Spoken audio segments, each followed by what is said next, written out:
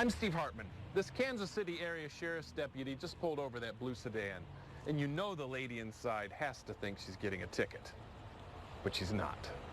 Far from it. How you doing, ma'am? I'm good until you pulled me over. Okay. Well, on behalf of Secret Santa, we want you to have this. We want you to have a good Christmas, okay? You don't want to miss this holiday sting operation. Some of the most moving pieces on television are written and produced when Steve Hartman goes on the road. Yeah, you can see them on Fridays on the CBS Evening News, and you will probably shed a tear, as I have done many times in the past. Steve Hartman, our guest this morning. Steve, thank you so much for joining us. Thank you. I get to your heart? You get to my heart. You cut to the core of me, Steve. It's not that deep, though, is it? It's pretty much on the surface all the time. It's cold. It's hardened. It's well, been one cold of the for reasons years. you're here is because of a story that got to your heart here in our city, Lauryn Hill. I don't normally give talks. But I was asked to come here to Cincinnati, and I would pretty much do anything for Cincinnati. Why? I covered that Lauryn Hill story. It was a very emotional story, but I burst out in tears 2 times while covering that. One was when I heard that auditorium sold out, you know, in a matter of minutes. For her game. For her game. For her layup for Lauryn. And what kind of town is this? And then when I followed the bus as she's going to the game, and the streets are lined, and it's hard for me not to get emotional just thinking about it. And people from all around your town, you know, go out there to cheer her on. This is a big town, but it feels like a small town.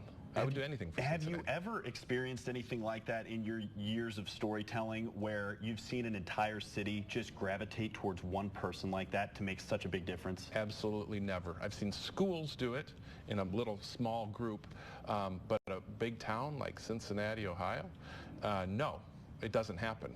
And we're about a year removed from our original story, Aaron. And I you guys should be you should be so proud. And maybe you live here so you don't know it. Oh no, we do know Okay. it, and we are incredibly proud. Yeah. And you know, the thing that I remember when you were here to cover that story, we all were so much looking forward to seeing you tell it, because we had, you know, Brad Johansson here at the station had told it in one way, and you told it in a different way. And I love the fact that you looked at the women of Hiram College and their perspective. Right. What moved you about them? Well, everybody else was, you know, watching Lauryn when she came out on the court the first time, and I looked over at the Hiram girls, and they were all in tears, and I'd never seen sportsmanship like that, and I wanted to know more about those girls and what they were going through, and I love that story too.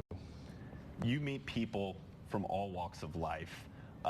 What is your favorite part about going out there and meeting these people who you might look at them and say, what's your story? What's so special about you? And you find these little nuggets that make them so compelling. I have this crazy belief that everybody's good.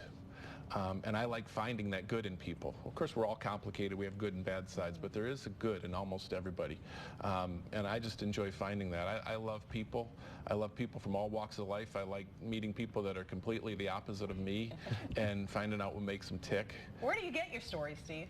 I have a producer that scours local newspapers, local affiliates. We found Brad's story, and we said we got to tell this story, which incidentally was the best local news story of the year by far, and I keep track of all of them. Brad is just an amazing, as you know, he's an amazing reporter, just such a good guy.